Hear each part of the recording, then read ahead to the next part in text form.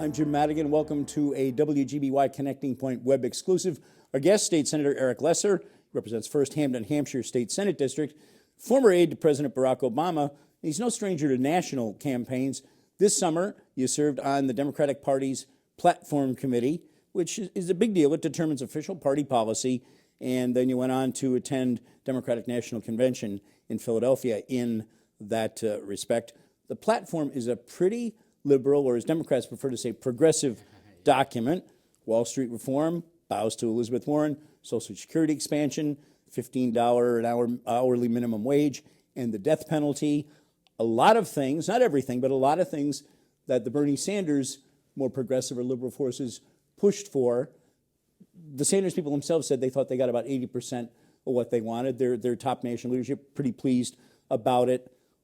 What's your sense of the party platform and document that was adopted? Yeah, I think it represents the most progressive platform that we've had as a Democratic Party really in our history. And I think that the document really strikes a very good balance between kind of being very aspirational in what it wants to achieve, setting very clear benchmarks, for example, around universal college, around $15 minimum wage, around eventually universal health care, around environmental and social justice, those important topics, while at the same time kind of keeping our feet firmly rooted on the ground and firmly rooted in the reality of our current political environment. And I'll tell you, just from being down there for several days in Orlando, you know, like a lot of things in politics, it began a bit acrimonious, but there was a really, I thought, earnest process on both sides to work together to find the common ground. And we've ended with a document that is really very, very unique in what it calls for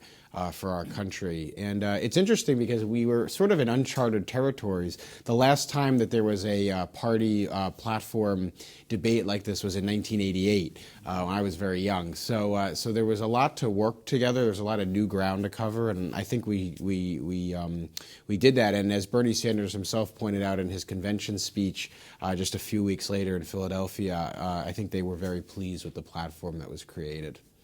There are those who say, after the election, presuming she is elected, takes office, that Hillary Clinton will find herself pressed very hard by Bernie Sanders, by his supporters, maybe by someone like Elizabeth Warren, to do the things in the platform, some of which may be a little tough to get through a Congress that may well be divided, Republican House, perhaps a Democratic Senate.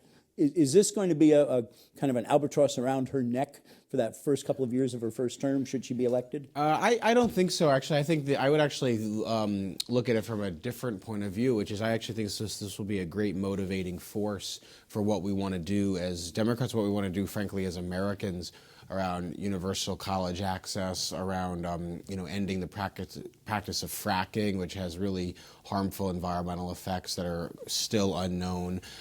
Issues around trade policy and making sure that's more fair, helping workers. Issues around clean energy, which we've led on in Massachusetts, which we can make a model nationally. So I actually think it'll be a great motivating force. It'll keep people excited. It'll keep people engaged. And will it be hard? Of course, it's going to be hard. I was involved in, President Obama's transition from candidate to president in 2008, 2009. I worked on that transition first in Chicago, then in Washington. And I can tell you from personal experience, from observing that, there's nothing easy about a presidential transition or about turning your campaign platform into policy. But I think actually it'll be motivating, if anything. Got to ask you about your 2016 candidate. You mentioned you were all in. You were top staff 2008, worked on the 2012 Obama campaign as well. Bill and Hillary Clinton have been on the national scene now really nigh on to 30 years, really longer for anybody who followed politics. He was governor of Arkansas. A lot of water under the bridge. Let's just say that. The whole question of whether there is any impropriety or illegality in your email use. Illegality pretty much laid aside, but still questions. The result of all of this, a lot of voters, even some who say they will vote for Hillary Clinton, still question her honesty, her trustworthiness. Now as a supporter, and maybe you understand this better because you were formerly an opponent supporting Barack Obama, what do you say to someone, maybe a fellow Democrat or voter who's wondering what to do? What do you say to someone who questions your candidate's honesty, her trustworthiness? Yeah, I would say, there's a lot of noise in politics and there's a lot of back and forth. Look at the actual content of what she's fought for, what she's advocated for, what she's pushed for her entire career.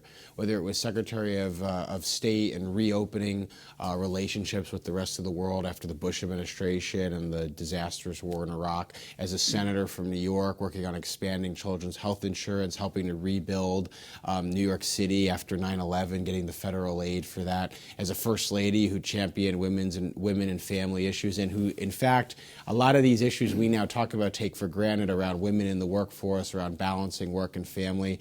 Hillary Clinton's been talking about before it was trendy, 20, 30, even 40 years ago. So I would really encourage everyone to just take a deep breath, put the opinion aside and just look at the facts of what each person, each candidate in this race has worked on and actually done over the course of their career. And I think what you'll show is on every issue that we care about, whether it's environment, whether it's income inequality, whether it's social justice and civil rights, Hillary Clinton has a demonstrated record of achievement, and Donald Trump has basically been out for himself every step of the way. And I just don't think that there's much of a comparison. Certainly respect everyone's opinion. I personally try to always approach politics, through humility and through respect for the other side. But I think we are in a very unique election here, and I can't think of any time when there's been a more stark choice. You can say what you want, Democrat versus Republican. I supported Barack Obama in 2012, supported him in 2008. Mitt Romney and John McCain were both honorable men who cared deeply about their country, who had strong records of achievement. You can't say the same in this presidential election. That you unfortunately cannot say that about the current Republican nominee, which is part of the reason why so many prominent Republicans, especially a lot in our state, have said they can't support him. Eric Lesser, thanks for coming in. Thanks for your perspective on this year's campaign. Thanks, Jim.